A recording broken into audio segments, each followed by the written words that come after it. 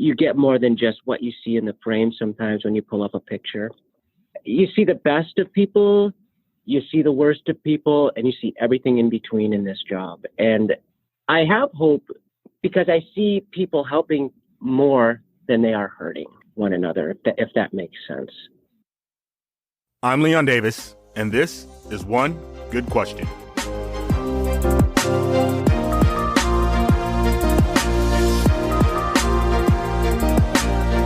Hello, and welcome to another episode of One Good Question. I'm your host, Leon Davis. For those of you out there who may not have heard the podcast before, just real quick, I want to go and let you know what we're all about. We're an interview podcast that asks interesting people one good question, and then we allow their answers to speak for themselves. Before I get you to our guest, I want to first apologize for not getting one out last week. I had to wrap up my work duties before my furlough started officially, which it did on Friday. So I took care of that instead of concentrating on the podcast. So once again, I want to apologize for not getting one out for you.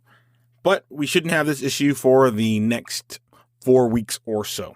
I hope social distancing is treating everybody well and everybody's getting some good binge watching in. There's a lot of interesting stuff out there. I'm not going to plug anything that's not plugging me, but we do mention it a little bit in today's interview. Moving on from that, my guest today is Michael G. Seamans. He is a photojournalist who lives in Maine. I met him through one of my previous guests, Matt Hongoltz-Hetling, who is a journalist from Maine. They have worked together on several different projects. The first time we spoke with each other was when we were doing the interview. We did have a little bit of conversation before we went into the formal interview, but immediately it was good conversation, like two people who had known each other at least a little bit. We had corresponded a little bit over email, but I was really happy with the way it turned out and the conversation we had. I look forward to the opportunity to speak with Michael again in the near future. I'm not going to set it up too much. I'm going to go ahead and get you to the interview. So here's Michael G. Seamans answering his one good question. Hello, Mike. How are you doing today? I'm doing great. How are you, Leon? I'm doing well.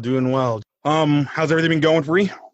Oh, kind of busy working with the pandemic that's kind of unfolded has kept us busy at the newspaper. So, long days. Yeah. So I'm going to go ahead and get you to your question. You ready for it? I'm ready. All right, Mike. So you have taken pictures of many different subjects in many different countries and in many different situations. From what I can tell, you've seen a great amount of the spectrum concerning the human condition. What I'd like to know is what stories and or pictures give you the most hope for the human race in these times of uncertainty and why? Wow, Leon, that's a great question. And it's a pretty deep question. I don't know if I can narrow it to one specific story or picture as much as it is the collective experience of all of it. As I'm sure you know, being a photojournalist, you have to be present for your work. You have to see it and be present with all of it. So you get more than just what you see in the frame sometimes when you pull up a picture. You see the best of people, you see the worst of people, and you see everything in between in this job. And I have hope because I see people helping more than they are hurting one another, if that makes sense.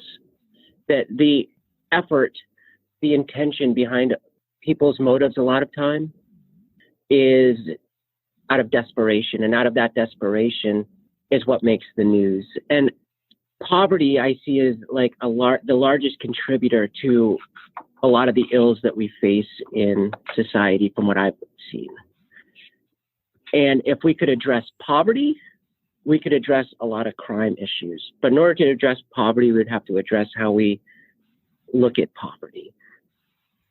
And trying to remove judgment from the equation is the most difficult part of the process when looking at these issues. You know what I'm saying?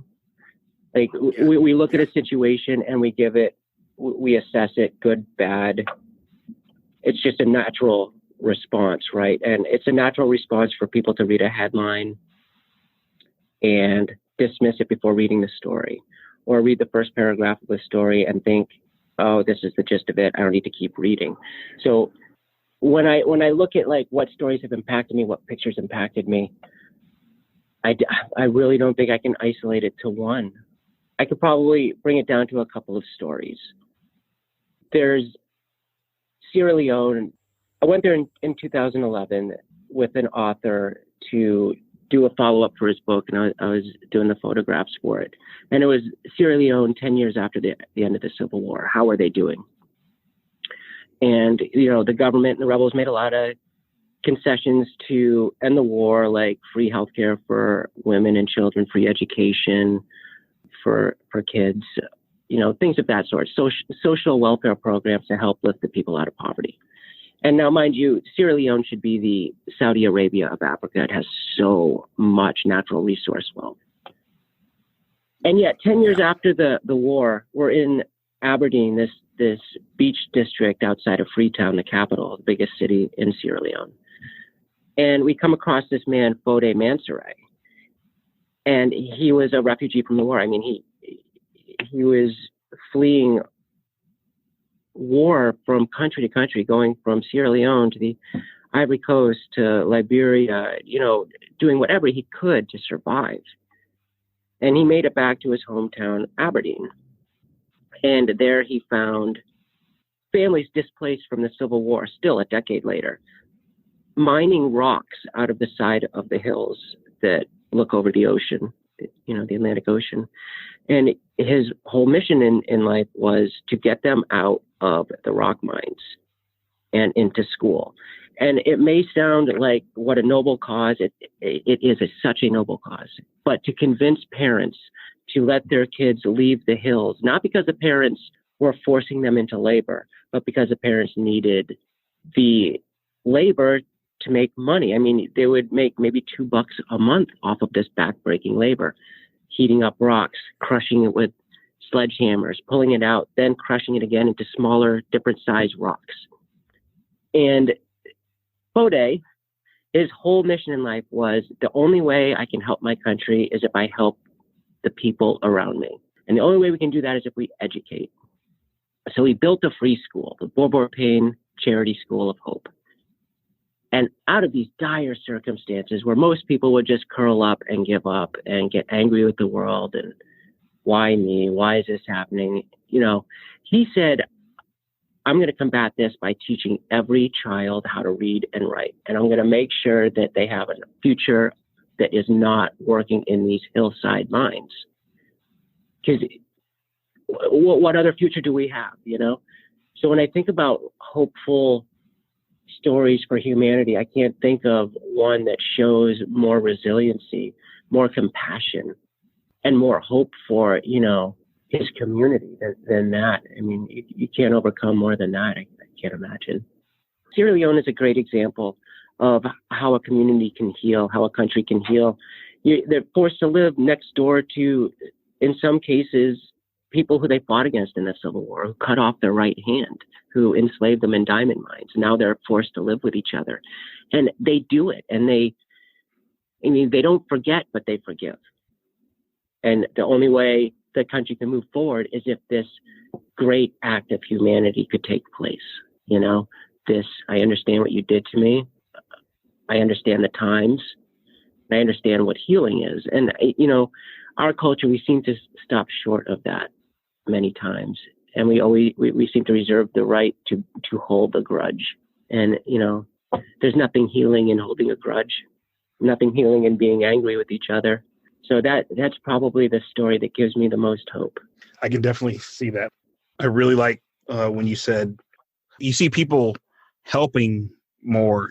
That's true. Like sometimes you might have to look a little bit harder, but it's just that the people that aren't helping and are actually hurting are usually doing it on a scale where they're getting more attention. But there are, if you look at it on a volume basis, more people helping and looking to help than doing otherwise. So, I think that it's interesting because, a little bit to support this theory, GoFundMe has become, I believe, the largest healthcare provider in the United States. And that's a donation funded program. It doesn't advertise, doesn't do anything. I mean, I don't know if that's more of an indictment on our healthcare system. Like that we have to reach out to ask for help from our neighbors, or just that sense of it's our duty to offer help when someone is in need. Like, do you think it's like a genetic part of what makes us human? Something's got to drive us to want to feel empathy for other people, right? Yeah, we naturally have that empathy for our community. Like most of those are community based, right? And then somebody will open up their network, and because they have a different community within their network, that network will kick in also. And so you build a natural empathy with the people that you do life. Yeah, and it's interesting you say that, because the network is really, really important, isn't it? I mean, for a lot of people, that's the difference between homeless and not. Yes. Am I going to be homeless next week, or am I going to be taken care of? And a lot of times that answer is simply, who is within my network that can help? Yes. And that's another heartbreaking aspect, but also very hopeful, right? So there's, again, the duality, right? It's, I can go to an event with my big cameras and I get the hairy eyeball. You can't take pictures here. Yet everybody in there has their damn phone with them with a camera on it. Yes. They can take high resolution night photos if they want, Yeah. So this idea that both things can exist in the world. Empathy right now is like, I look at this pandemic, the coronavirus, and I say, we're at a precipice. We're at a precipice for which direction we go from here as humanity. Are we going to do the selfless thing, make the selfless decision to do everything in our power to prevent this from spreading to other people? And it's never been easier to be a hero than now. All you have to do is stay home, limit your contact. That's like the best defense against this, because there is no vaccine. Or are we going to look back in a couple of years with a heavy conscience and a heavy heart and say, this was avoidable? Our inability to be with ourselves was more important to satiate that need, to act out impulsively, to pacify the need of being alone, that I need some physical interaction with someone. I need someone to occupy my time for me because I can't do it myself. Is that going to be the outcome when we look back and say, this could have been avoided, this could have been mitigated, we could have reduced the numbers, but we chose to go to the beach, or we chose to go hoard all the toilet paper or something. We're really on a precipice to look back on this in two very different lights. I'm just hoping that as a society, we make the right decision, learn how to hold those two opposing thoughts, and do what's the best for the community, as opposed to looking inwardly and appeasing ourselves. So we'll see. We should know in the next 3 months or so which side that we're going to end up on, if we look at it. So. Yeah. Uh-huh. Thank goodness for Tiger King, huh? Yeah. Oh my goodness. Tiger King. I'm rooting for the virus now, man. Exactly. Tiger King. All right, so we're going to use the Tiger King, and we're going to move on to the house question, which kind of falls in that same line as the Tiger King there. So are you ready for the house question? Yeah. I think you properly prepared me for it. Yeah, so all right. So go ahead and give me one piece of advice that you received and ignored that, looking back, you wish you would have followed. Mike, don't eat that. That's a good one. Gosh, dang it. I mean, there's the obvious ones. Do your homework, Mike. Yeah, okay, whatever. I'm not doing that. I have to say, the best advice that I ever got that I didn't take, that looking back that I should have, I don't know, man. It's not that I'm arrogant, that I've never made mistakes, that I have. I live from one regret to the next. Okay. But it may seem odd. My mentor, teacher of mine in college, George Gardner, just an incredible human being. And he was just full of life advice. I mean, the guy was a guru.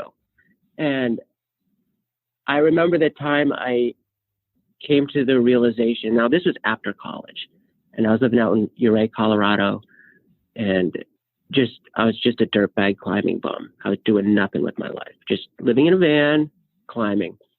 And I told George, he was a climbing guide, and he lived in the area, and we were out on a walk, and I was like, George, I know what I want to do with my life. Mind you, I'm 28 years old at this point. George, I know what I want to do with my life. I want to be a photojournalist. And he looks at me and goes, no, Michael, no, you don't do it. I was like, what are you talking about, man?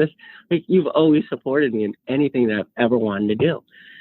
And he's like, Mike, you don't understand. You don't want to get into newspapers. You don't want to get into that life. It's just going to be one bad news thing after another. Do you want to get caught in that? And I was like, hey, man, I get to, use a camera, drive around all the time, meet different people, tell stories. He's like, yeah, sounds great now, man. But there's other things that you're not going to think about that are going to pop up. And sure enough, there are, I mean, I can't tell you the amount of times that I've been to a therapist or, you end up in a car wash just bawling my eyes out, The job has a tremendous amount of pressure on it. You're constantly being judged. Your critics are your readerships, and you're judged every day. It's not a quarterly sit down with your boss sort of thing. It's every day.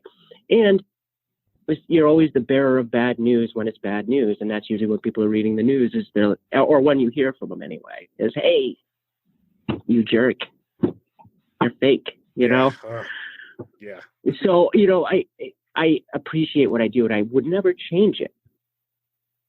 However, I so flippantly disregarded what he was trying to really tell me, of the nuanced parts of the job, the parts of the job that they won't tell you in college. Now, mind you, I went to college to be basically an outdoor gym teacher. I got an outdoor education and leadership degree. I was gonna, take kids out in the wilderness and go climbing, which is an obvious transition to photojournalism, apparently. Perfect transition, right? So, you always think that the job is sexy and glamorous and noble and altruistic and this, that, and the other.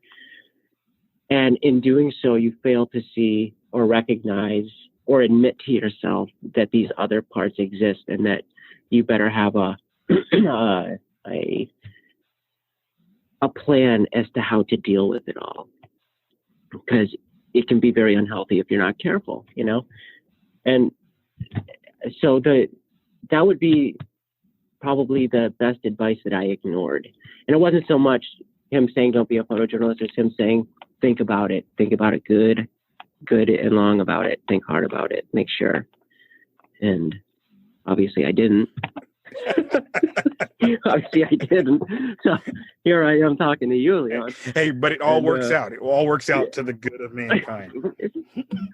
Thank you. Right. So, and isn't it true that, man, maybe there is no bad decision that you ever make? Like this same guy told me, Michael, imagine if when you're just a soul before your embodiment in this time and space, that you were looking for parents that gave you the specific path that would bring you to the next level of enlightenment in your wheel of samsara. And if you do that, man, you give up all blame of anyone for anything that happens to you in your life, right? Because you chose it. So you're like, all of a sudden, hey, it's on me. No matter what happens from here on out, it's on me. Yeah.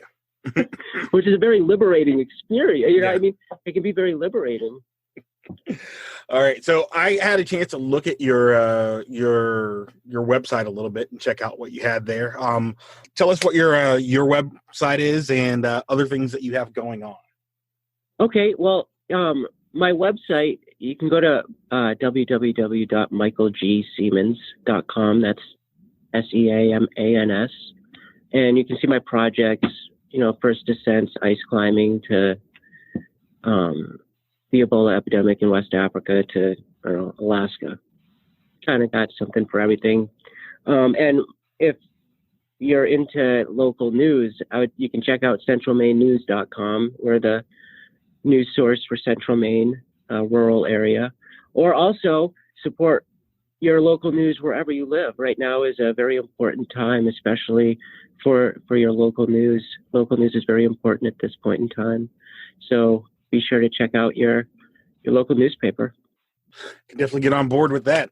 So the supporting local news and everything. So I definitely, especially since I've been podcasting, now I have a Dallas Morning News little subscription, and I also have a Washington Post subscription, and looking at trying to get like subscriptions to Slate and Vox, because you start realizing that, hey, we can't just keep taking their content for free and not giving back and expecting the content to stay at the same level, right? Leon, I knew I loved you for some reason, man. That's great.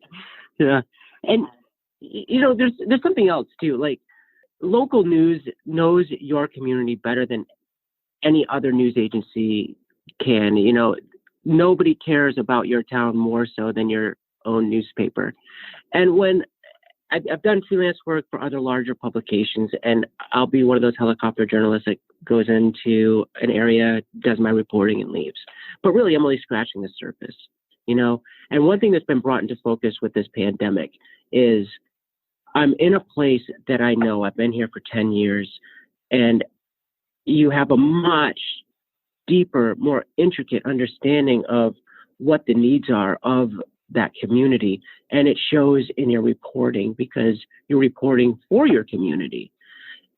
So when you hear something in the New York Times or the Washington Post about your town, that's great, but they're not even going to be coming close to touching what your local newspaper can do on that. And just because they're small doesn't mean they're not good, talented journalists. Yeah. So, and they're always talking about the things that are actually going to affect you in your day to day. Totally. Like even in a town like in Dallas, like the Dallas Morning News doesn't necessarily speak to where I am because I'm way off the lake, right? Right. Yeah. But there's a Little Elm newspaper that speaks to things that are going on in my immediate community. So. And that's where the rubber meets the road, right? And that's where party affiliation falls off. You go to a town meeting, and all of a sudden, it's not a Republican or a Democratic idea. It's the damn road needs to be fixed. What the hell are we going to do about it? It becomes very much matter of fact and to the point and issue-based, solution-based thinking. You don't see people getting caught up with their political party at a town meeting for a good reason. It gets in the way. So that's why your local newspaper is important. But yeah. All right. Well, awesome. Well, thank you very much, Mike. I appreciate the time. It was, I enjoyed it quite a bit. This is a really good conversation. The entire conversation was great. So thank you for the opportunity, and thank you for participating in the podcast.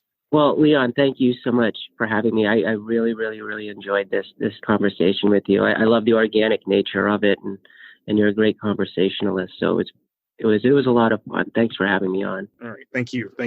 So once again, that's Michael G. Seamans, and he's a local photojournalist up in Maine. So I'll put links to his website and to his paper in the show notes. All right. So that was Michael G. Seamans answering his one good question. I hope you all enjoyed that as much as I did. I really look forward to speaking with Michael again in the near future. If you all are enjoying the podcast, I only ask that you do one thing for me, and that is share it with one person.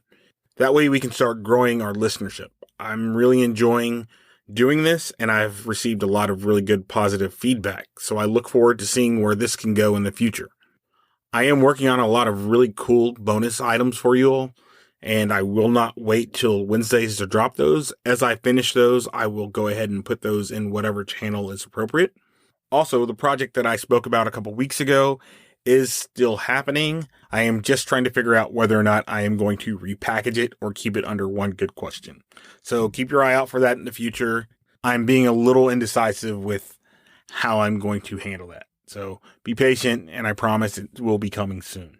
Thank you as always. I really, really appreciate it, and I look forward to speaking with you again next week. Thank you for listening to One Good Question. I'm Leon Davis. Theme music by DJ Seth Lowry. Find us on Spotify and Apple Music, or wherever you listen to podcasts.